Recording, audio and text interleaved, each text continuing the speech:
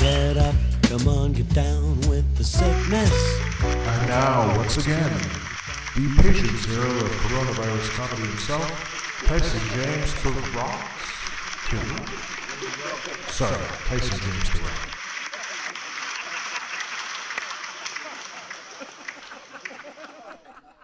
I think we've heard enough jokes about quarantines and epidemics lately. So tonight, I'm going to talk about cats instead.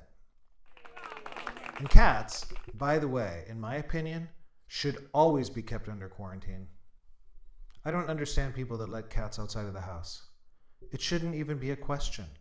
Would you let your toddler roam around the neighborhood, dodging cars and getting into fights with other unsupervised toddlers? She knows what I mean.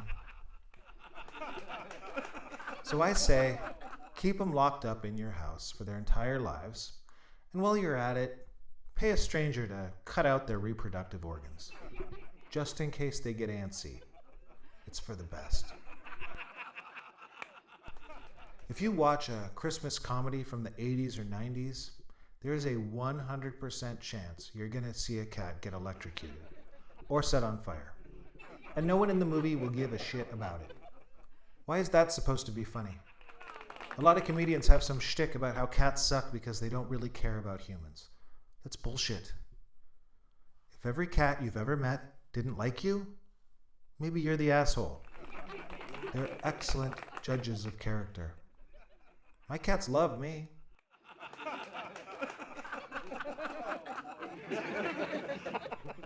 Okay, maybe they're addicted to deep tissue massages.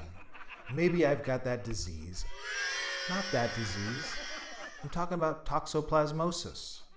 Makes you cuckoo for kitty cats. Look it up if you don't believe me. That's possible. So what? You think your relationship isn't transactional on some level? You think your dog isn't using you? Or your children? There's a guy doing stand-up in Ottawa who tells a joke about raping a cat to death. Actually, is he here tonight? I don't want to go too hard on him if he isn't here. He isn't? Okay, good. So there's this douchebag hack, JK. There's a fine young man who tells this fun little joke about raping a cat to death. Now, this is clearly somebody who has had very limited exposure to actual cats.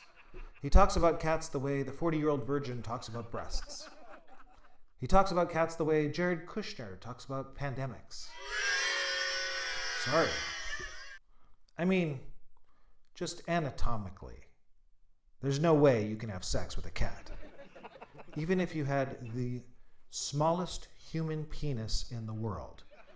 Which, if you're angry enough to tell a joke like that, maybe you do. Cats are straight up delightful. Did you know that cats do impressions? It's true. They do impressions of birds, and they're terrible at it. They make this weird clacking noise, trying to attract birds, and it never works. But they keep trying. You know what's more entertaining than watching Tiger King? Pet cats. Don't believe me? Here's a recent scene from the kitchen.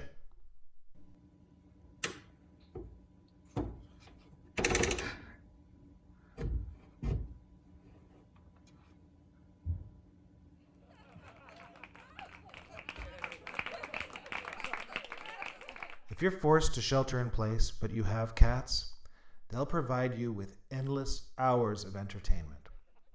They're hilarious miniature tigers that you can have living with you in your home. And it's legal. And the miniature versions are way better than the full-size tigers, for obvious reasons. Sure, you might get scratched from time to time, but you'll never have to shoot your house cat in the face to make it let go of your foot. You won't need a small army of meth-addicted ex-cons to help change the kitty litter. And by the way, isn't it considerate of them to poop in a box like that? Bury it and everything? So thoughtful. So here's a cheers to our feline friends. Now, let's go see if we can find the feather stick.